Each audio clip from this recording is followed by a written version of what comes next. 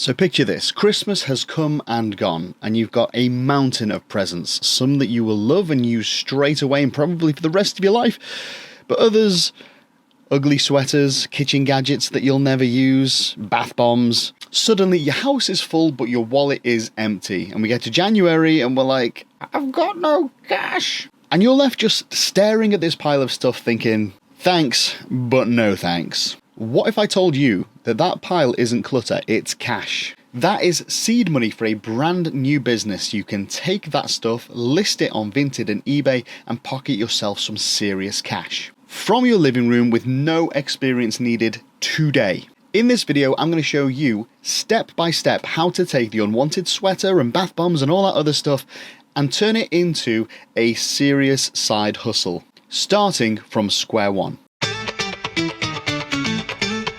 Who you gonna call? Ants Attic. Yeah. And we're not just talking about selling as a one-off right at the start of the year and then forgetting about it until next Christmas. I'm talking about starting a sustainable source of income for you, starting now and lasting, well, as long as you want, really. And I'm going to tell you the stuff that I wish I knew when I started reselling on Vinted and eBay. It's going to help you skip those mistakes that I and literally every other reseller made right at the start. We are going to turn your unwanted gifts into gold. Okay, so first things first, every reselling business starts with inventory, and yours has literally just dropped into your lap. Me, I have to go to trade outlets and charity shops and car boot sales, but you've literally got yours sat there in front of you. And not just that, let's go on a little treasure hunt around your house. Check out things that you've not used in 3, 6, maybe even 12 months. Clothes, toys, DVDs, games, you name it, you can sell it. Start by gathering everything up. The best stuff to sell is stuff that is brand new, never been used, never out of its packaging. Some of the best stuff that you can sell is electronics, books, DVDs and games, branded clothing, still with their tags on. As I said, everything that's the newer the better. And even if you've got some old board games or sealed collectibles, they'll go too. Now the big question that every reseller has right at the start is this thing actually worth anything? The answer is just a few clicks away. Something that you'll learn to do as a reseller is checking the comps, or looking on eBay and Vinted or even Google, searching for the item that you're looking to sell and seeing what the market rate is for that thing at the moment. So what are other people selling it for and how much are they getting realistically?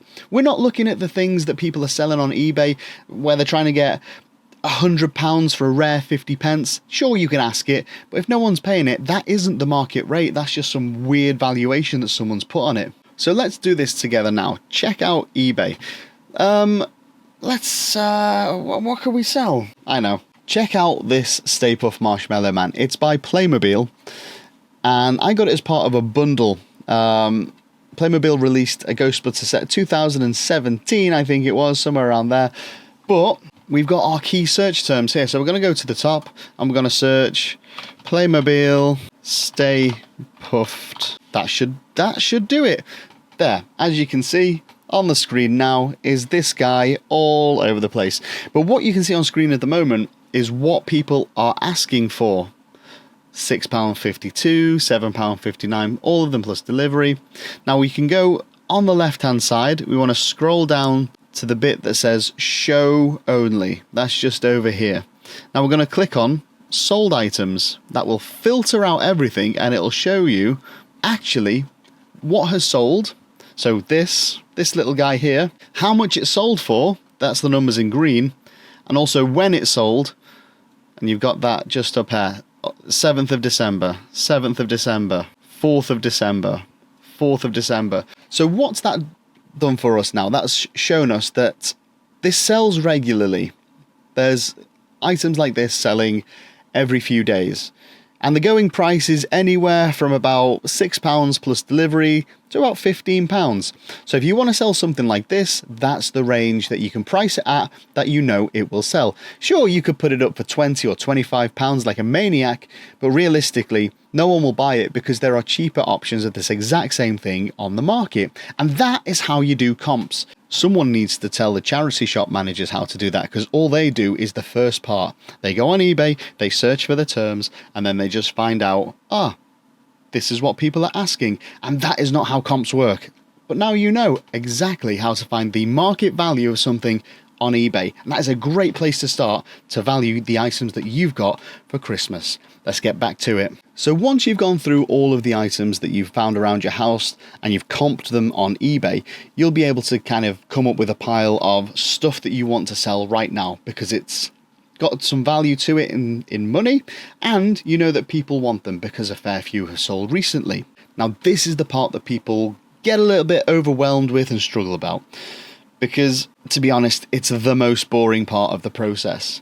There's no dopamine from it, but if you've got a smartphone, you've got nothing to worry about. It's not too complicated. So we'll break it down into 3 easy steps: creating the listing, pricing it to sell, and sorting out your shipping options. If you think of your listing as like your online shop, the photos are like your employees. They are what sell the item. And you don't need some fancy DSLR camera. Your phone is literally good enough to take top quality photos that you'll need. The most important part about taking a good photo is getting as much light as possible, and there's nothing better than daylight. So if you can take your pictures next to a window, that is absolutely perfect. You'll also want to find a plain, sort of neutral coloured background, nothing too distracting, like a blank wall, or throw down a rug or a plain rug or a bed sheet and pop your item on top of that. Take clear, bright photos from every single angle. Get the front, the back, the top, the bottom,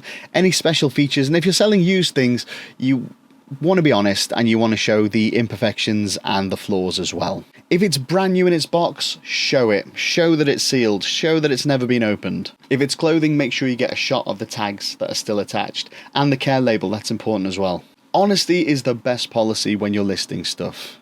So if there are flaws with it, the last thing you want is to hide them, because it ruins your reputation, gets you bad feedback, and then puts other sellers off from potentially buying things from you. Honesty builds trust. Next up is the title. Put yourself in the buyer's shoes. What words would you type into a search bar to find the item that you're trying to sell? Try and be as descriptive as possible. You want to include the brand, the name of the item, the colour, the size of it, and then keywords like newer tags, stuff like that.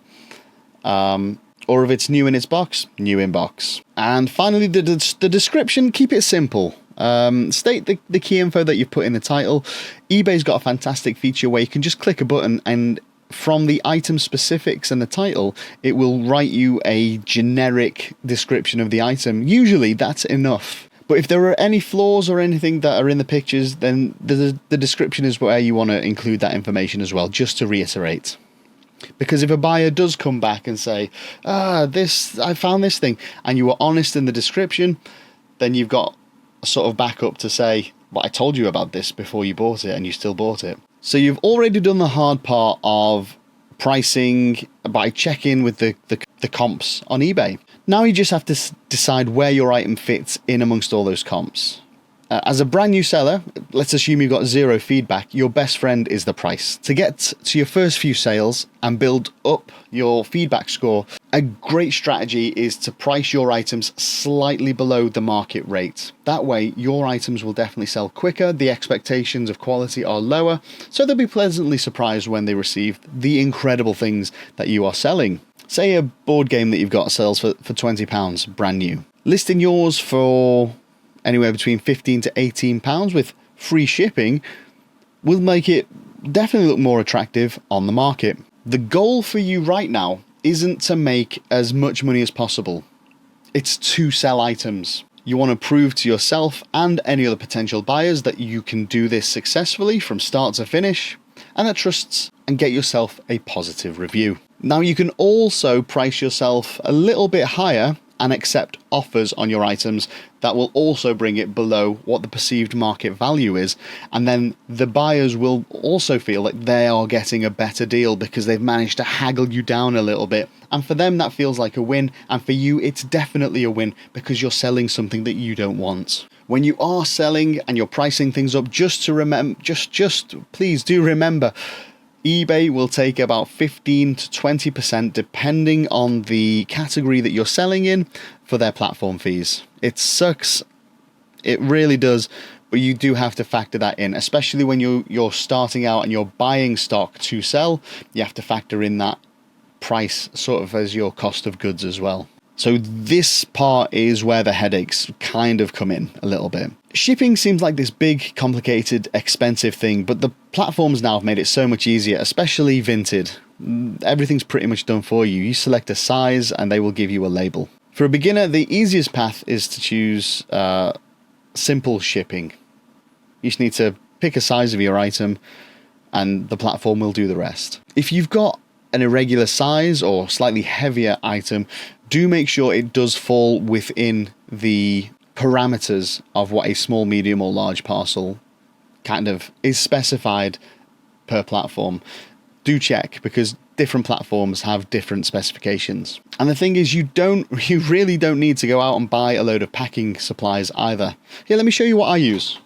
Literally, clothing goes in these plastic polymailer bags, and anything slightly bigger, I just keep boxes that I buy things in this case, Reese's Pieces, and anything that needs slightly bigger or more protection can just go in that. Tape it up and you're good to go. When you pack your item, the golden rule is it shouldn't move. If you're packing something in a box, use lots of paper or even bubble wrap or whatever this stuff is called, pockets of air. Once your item's in the box, give it a little shake. If you can hear it thudding against the sides, then get some more packing material in there. If the whole idea of packing things and posting them out still gives you anxiety, you can of course use things like Facebook Marketplace or Gumtree, where you can sell things as collection only. But the risk is then people have got to come to your house, and well, there's some weirdos out there, so if you are going to do that option, just make sure that you're very careful. And the good thing about selling on Facebook Marketplace is there are no selling fees as well, so every penny that you make from selling something there, you get to keep. So imagine waking up, checking your phone and seeing a notification, your item has sold. That is the moment that your side hustle has stopped becoming a theory and is now a reality. Those unwanted presents, the bath bombs and stuff, that's now money in your bank account. You did it. It was that easy. You've taken something that you didn't want and you've turned it into cash. But don't stop there. This is just the beginning. That 20 quid that you've just made from selling something that you don't want, you can now use that as money to source new things to sell on Vinted and eBay or any other platform that you want to. And that's the cycle.